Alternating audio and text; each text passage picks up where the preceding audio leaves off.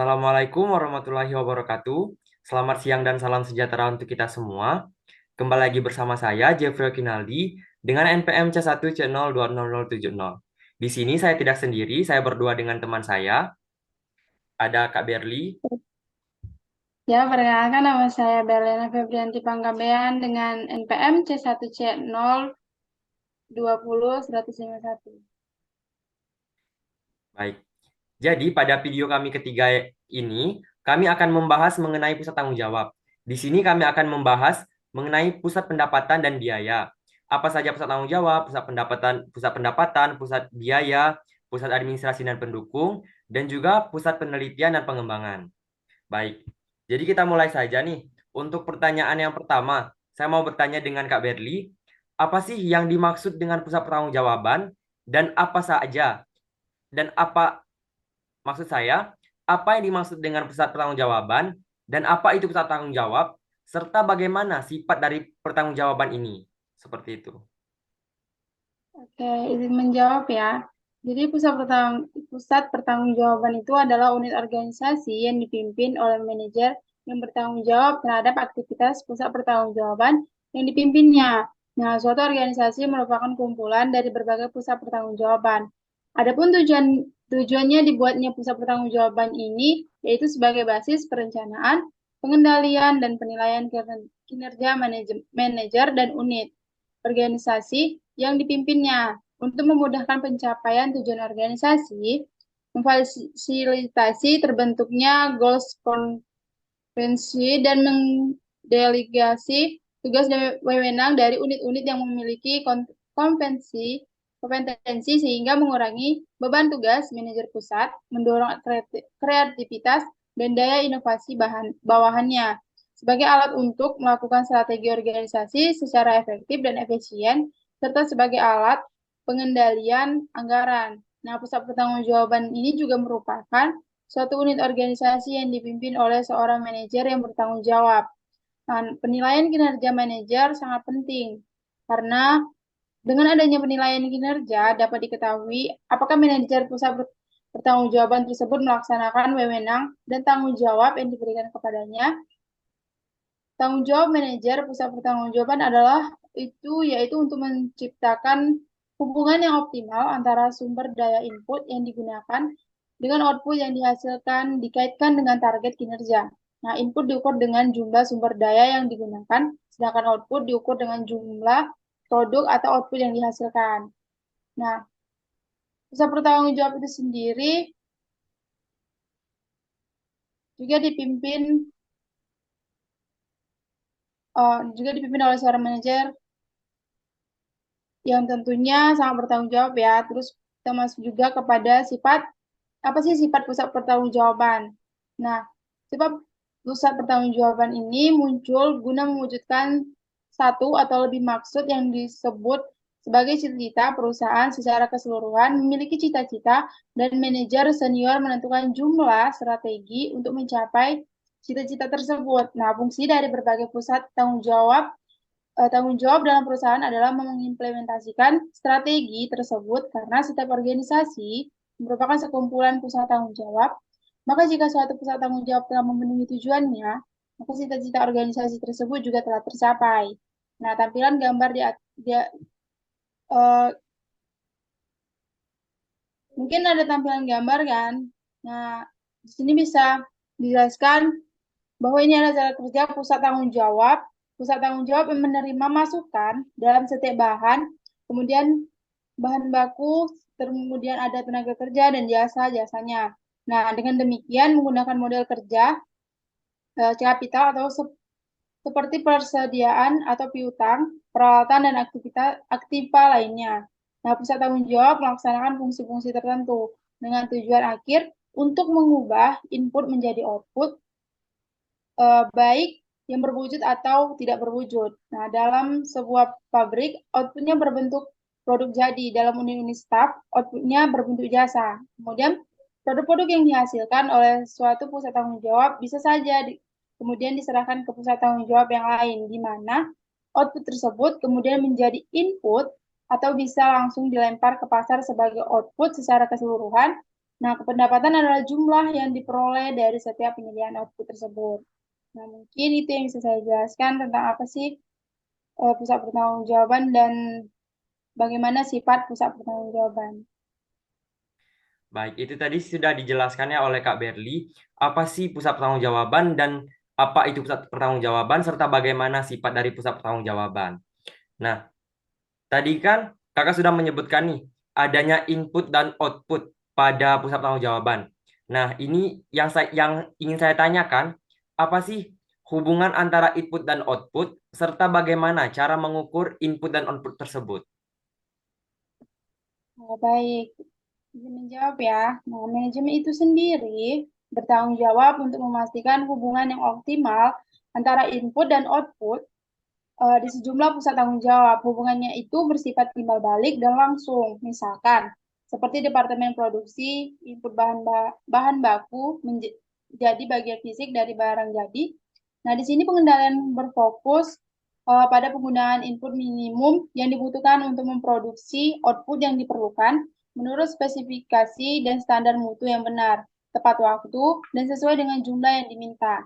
Nah, manajemen bertanggung jawab untuk mengoptimalisasi hubungan antara input dan output, sumber daya yang digunakan, atau bahan baku, tenaga kerja, dan jasa-jasa diukur dari biayanya.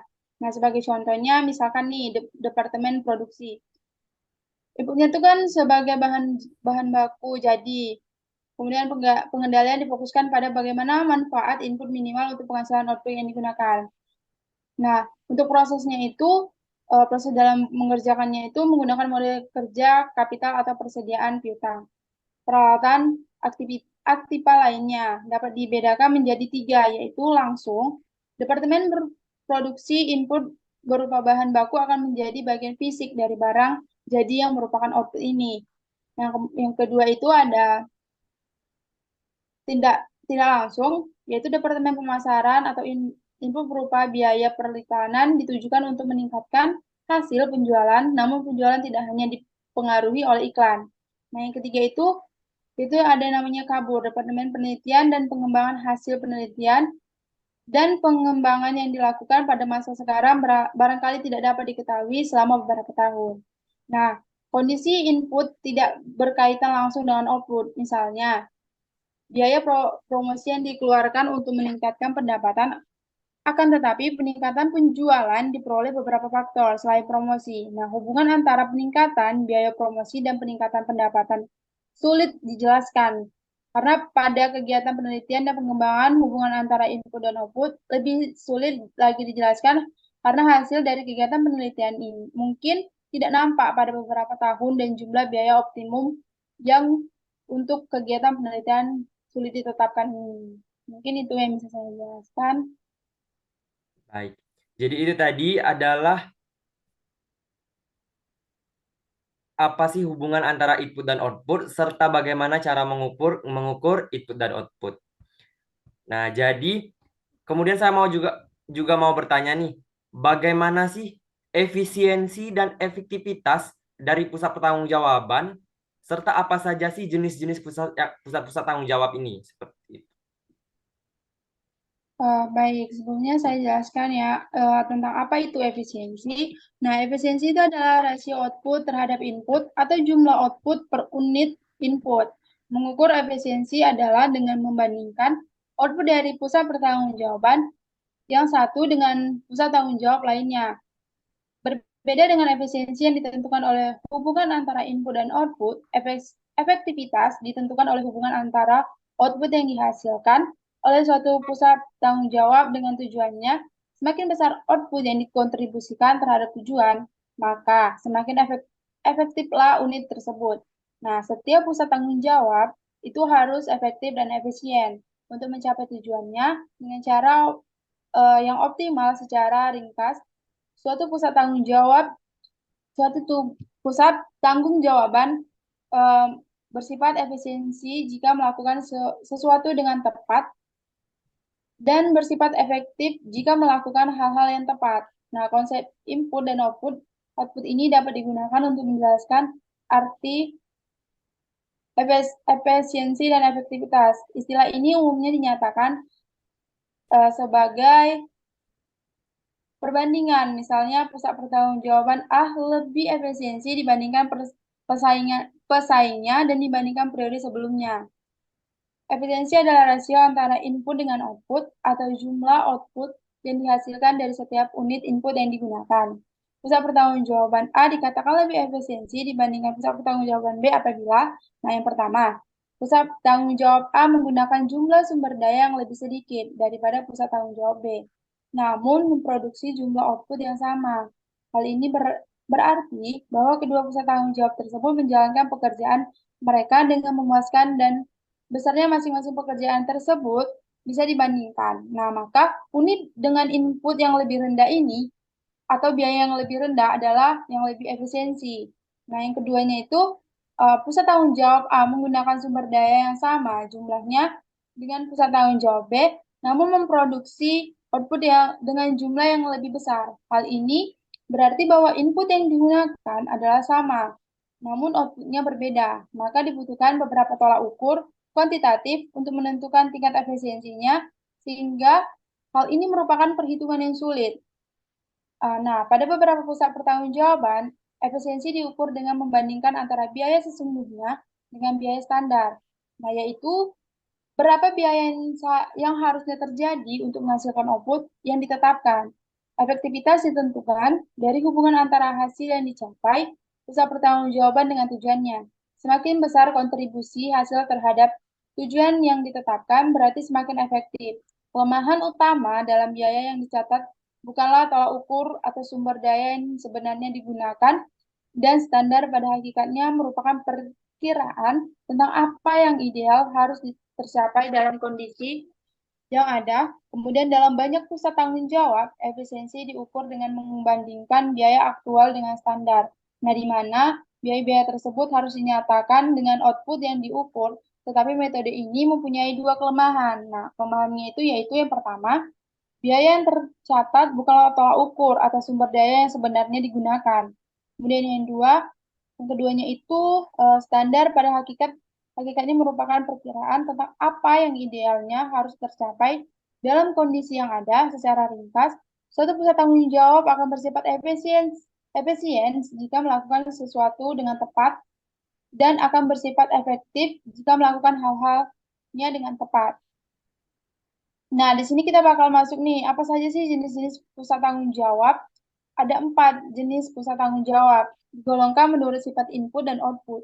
Moneter yang diukur untuk tujuan pengendalian, yaitu ada pusat pendapatan, pusat beban, pusat laba, dan pusat investasi. Di pusat pendapatan, output diukur secara moneter. Di pusat beban, input yang diukur. Di pusat laba, pendapatan maupun beban diukur. Dan di pusat investasi, hubungan antara laba dan investasi diukur. Masing-masing pusat tanggung jawab membutuhkan perencanaan dan pengendalian yang berbeda. Nah, yaitu kita masuk pada pusat pendapatan ya. Di pusat pendapatan, suatu output diukur secara moneter. Akan tetapi tidak ada upaya formal yang dilakukan untuk menaikkan input dengan output. Pusat pendapatan merupakan unit pemasaran atau penjualan tetapi tidak memiliki wewenang untuk menetapkan harga jual serta bertanggung jawab atas harga pokok penjualan. Pusat pendapatan adalah pusat pertanggungjawaban yang keluarannya diukur dalam satuan moneter, sedangkan masukannya tidak dihubungkan dengan keluarannya. Masukan pusat pendapatan tidak dihubungkan dengan pendapatannya karena kedua hal tersebut pada umumnya memang sulit untuk dihubungkan, sehingga tidak dapat dihitung labanya.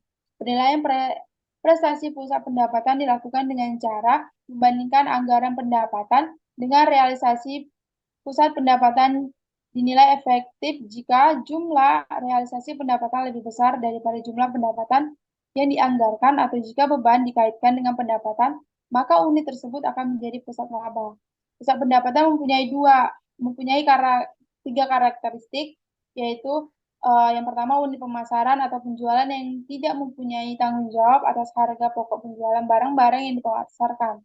Kemudian yang kedua itu penjualan atau pemesanan aktual diukur dengan anggaran atau kuota. Nah, yang terakhir itu manajer dianggap bertanggung jawab terhadap biaya langsung di dalam unit organisasi, tetapi tidak diukur. Kemudian kita masuk pada pusat beban. Pusat beban ini adalah pusat tanggung jawab yang inputnya diukur secara moneter. namun outputnya tidak. Ada dua jenis umum dari pusat beban, yaitu pusat beban teknik dan pusat beban kebijakan. Biaya teknik adalah biaya-biaya yang jumlahnya dapat diestimasi, kemudian biaya kebijakan adalah biaya yang dikelola atau biaya yang tak tersedia estimasi tekniknya. Kemudian kita masuk pada yang ketiga, itu pusat beban teknik. Di sini ada tiga ciri-cirinya, yaitu yang pertama, input dapat diukur secara moneter, yang kedua dapat diukur secara fisik, yang ketiga jumlah dolar optimum dan input yang dibutuhkan dapat ditentukan. Nah, pusat beban teknik ini biasanya ditemukan dalam operasi manufaktur seperti pergunangan, distribusi, pengiriman dengan truk, dan unit-unit serupa dalam organisasi pemasaran. Nah, pusat beban teknik ini biasanya ada dalam departemen yang merupakan pusat kebijakan. Di suatu pusat beban teknik, output dikendalikan dengan biaya standar dari setiap unit mengukur biaya standar dari produk jadi. Selisih antara biaya teroritis dan biaya aktual mencerminkan efisiensi dari pusat beban yang sedang diukur. Kemudian kita masuk pada pusat beban kebijakan. Pusat beban kebijakan meliputi unit-unit administrasi dan pendukung atau seperti akuntansi, hukum, hubungan industrial, hubungan masyarakat, sumber daya manusia, operasi bank, dan hampir semua aktivitas pemasaran. Istilah kebijakan tidak berarti bahwa penilaian manajemen mengenai biaya optimum bersifat mendadak dan sembarangan, melainkan mencerminkan keputusan pihak manajemen berkaitan dengan kebijakan-kebijakan tertentu. Apakah yang akan apakah yang akan menyamai dan melampaui upaya-upaya pemasaran yang dilakukan konsumen dan jumlah uang yang akan dikeluarkan dalam aktivitas litbang, perencanaan keuangan, hubungan masyarakat, dan aktivitas-aktivitas lainnya. Pusat beban kebijakan meliputi unit-unit administrasi dan pendukung seperti manusia litbang operasional, dan hampir semua aktivitas pemasaran. Mungkin itu yang bisa saya jelaskan. Baik. Jadi kita tadi sudah mengetahui nih bagaimana efisiensi dan efektivitas dalam pusat pertanggungjawaban, dan juga kita sudah mengetahui apa saja jenis-jenis pusat tanggung jawab, yaitu ada 4. Yang pertama ada pusat pendapatan, yang kedua ada pusat beban, yang ketiga ada pusat beban dan teknik, dan yang keempat ada pusat beban kebijakan. Nah, setelah kita berdiskusi tadi, apakah dari Kak Berliana ada yang ingin ditanyakan? Baik, mungkin di sini saya pengen nanya nih, bagaimana sih penggunaan pusat tanggung jawab dalam sistem pengendalian manajemen itu dapat membantu organisasi mengidentifikasikan kinerja yang perlu ditingkatkan? Baik, terima kasih izin menjawab. Jadi, pusat tanggung jawab dapat membantu organisasi mengidentifikasi kinerja yang perlu ditingkatkan dengan cara membandingkan kinerja aktual dengan target yang telah ditetapkan. Jika terdapat penyimpangan antara kinerja yang telah ditetapkan, ya kinerja aktual dan target, hal ini dapat menjadi indikasi bahwa area yang perlu diperbaiki. Misalnya, jika pusat tanggung jawab penjualan tidak mencapai target penjualan bulanan, manajemen dapat menyadari bahwa ada masalah dalam strategi atau penjualan dan tim penjualan yang perlu diperbaiki. Ya, itu tadi kita tahu ya, bagaimana sih penggunaan pusat tanggung jawab. Nah, pusat tanggung jawab itu bisa ditingkatkan dengan cara membandingkan kinerja aktual dengan target yang lebih ditetapkan. Nah, kemudian saya pengen nanya nih, apa sih perbedaan antara pusat tanggung jawab, pusat administrasi, dan pusat pendukung dalam konteks sistem pengendalian manajemen di sebuah organisasi? Jadi, perbedaan antara pusat tanggung jawab, pusat administrasi, pusat pendukung dalam konteks sistem pengendalian manajemen di sebuah organisasi adalah yang pertama kita bahas dulu nih, pusat tanggung jawab. Jadi, pusat tanggung jawab adalah unit atau departemen dalam organisasi yang memiliki tanggung jawab khusus terhadap pencapaian tujuan tertentu. Mereka memiliki otonomi dalam mengelola sumber daya mereka, seperti anggaran personil dan aset untuk mencapai tujuan untuk mencapai tuju untuk mencapai tujuan mereka. Pusat tanggung jawab bertanggung jawab atas analisis kinerja, dan melaporkannya kepada manajemen tingkat atas. Contohnya adalah pus contohnya adalah pusat tanggung jawab dapat mencakup departemen penjualan, produksi ataupun pemasaran. Kemudian yang kedua, pusat administrasi. Pusat administrasi adalah departemen organisasi yang bertanggung jawab atas tugas administratif dan operasional yang meliputi manajemen jadwal dan pendaftaran, pengelolaan dokumen, dan juga proses administratif lainnya. Mereka mendukung berbagai fungsi organisasi termasuk akademik, keuangan, dan sumber daya manusia dengan memastikan operasi sehari-hari dapat berjalan dengan lancar. Pusat administrasi tidak selalu memiliki target kinerja seperti pusat tanggung jawab tadi. Contoh dari pusat administrasi dapat mencakup pusat administrasi akademik, pusat keuangan, ataupun pusat pendaftaran. Kemudian yang ketiga ada pusat pendukung. Pusat pendukung adalah unit yang memberikan dukungan teknis dan sumber daya tambahan kepada seluruh organisasi atau kepada pusat tanggung jawab dan pusat administrasi. Mereka membantu dalam meningkatkan pengalaman belajar, pengajaran, atau operasional dengan menyediakan bantuan dalam hal teknologi informasi, layanan bimbingan akademik, perpustakaan, atau pelatihan. Pusat pendukung berfokus pada memberikan sumber daya dan dukungan kepada seluruh organisasi ataupun unit lainnya tanpa tanggung jawab langsung terhadap tujuan tertentu. Contoh dari pusat pendukung dapat mencakup pusat bantuan teknologi, informasi pada sumber daya pendidikan, atau perpustakaan suatu universitas. Nah, baik, itu tadi ya sudah jelas, sangat-sangat jelas tentang apa sih perbedaan antara pusat tanggung jawab, pusat administrasi, dan pusat pendukung. Nah, ini Kak, pertanyaan terakhir. Saya mau menanya, bagaimana sih pusat pendukung teknologi informasi dapat mendukung pusat tanggung jawab dalam meningkatkan efisiensi operasional? Jadi, pusat pendukung teknologi informasi dapat mendukung pusat tanggung jawab dalam meningkatkan efisiensi operasional dengan cara pusat pendukung teknologi informasi dapat mendukung pusat tanggung jawab dalam meningkatkan efisiensi operasional dengan cara yang pertama, pemberian perangkat dan perangkat lunak yang tepat. Memastikan bahwa pusat tanggung jawab memiliki perangkat keras dan perangkat lunak yang sesuai dengan kebutuhan mereka, sehingga mereka dapat bekerja lebih efisien. Kemudian yang kedua dengan memberikan bantuan teknis. Memberikan bantuan teknis dan bantuan dalam mengatasi masalah teknologi yang mungkin timbul selama operasi sehari-hari, sehingga tidak mengganggu suatu produktivitas. Yang ketiga,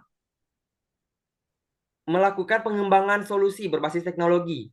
Membantu pusat tanggung jawab dalam mengembangkan solusi berbasis teknologi dapat meningkatkan proses operasional seperti penggunaan perangkat lunak, manajemen inventaris atau sistem otomatisasi proses.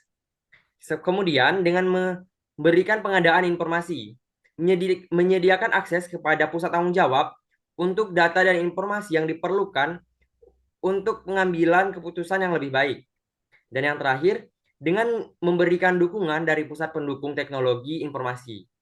Pusat tanggung jawab dapat bekerja lebih efisien menggunakan waktu downtime dan meningkatkan produktivitas operasional. Oh, baik, sudah sangat jelas ya dijelaskan oleh Kak Zebri itu bagaimana pusat pendukung teknologi tadi, informasi tadinya itu dapat mendukung pusat tanggung jawab dalam meningkatkan efisiensi operasionalnya.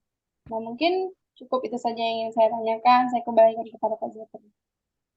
Baik, terima kasih kepada Kak Berli. Bincang-bincang kita kali ini, kita hari ini membahas pusat tanggung jawab, pusat pendapatan biaya, dan juga pusat penelitian dan pengembangan.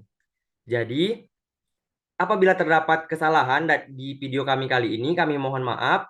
Kami akhiri. Wassalamualaikum warahmatullahi wabarakatuh. Terima kasih.